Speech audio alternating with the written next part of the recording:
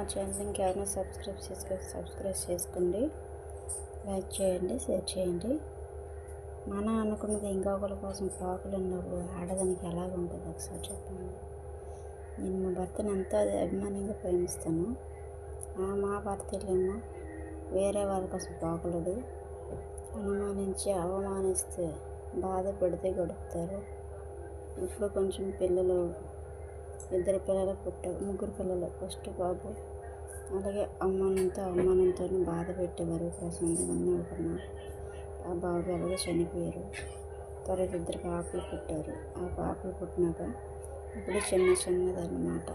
75% పర్వాలేదు, 25% ఇంకా నేను ఉన్నప్పుడు ఒకలాగా, నేను లేనప్పుడు ఒకలాగే. వాళ్ళు ఏదో ఒకటి చెప్పడం, తిని వినడం, నా దగ్గరికి వచ్చి ఏదో మాట్లాడడం.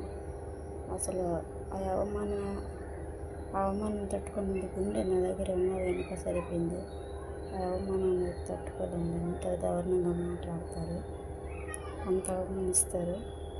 అలాంటి వారు మగవాళ్ళని ఆడవాళ్ళని సరే దయచేసి అండర్స్టాండింగ్ ఉండి ఒకరినొకరు బాధ పెట్టుకోవద్దు. నాలో ఎంతమంది ఆడపిల్లలు కూడా బాధపడి ఉంటారు.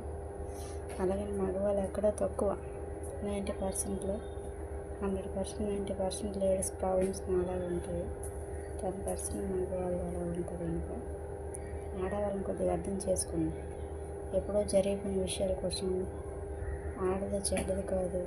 మగవాళ్ళకి ప్రతి ఒక్కరితో మాట్లాడేవచ్చట, ఆడవాళ్ళు మగవాళ్ళతో.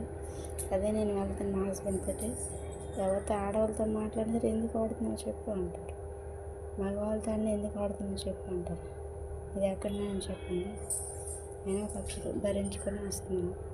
పిల్లలు అన్నవాళ్ళు చేయకుండా ఉండాలి. పిల్లల కోసం నేను చూస్తున్నాను.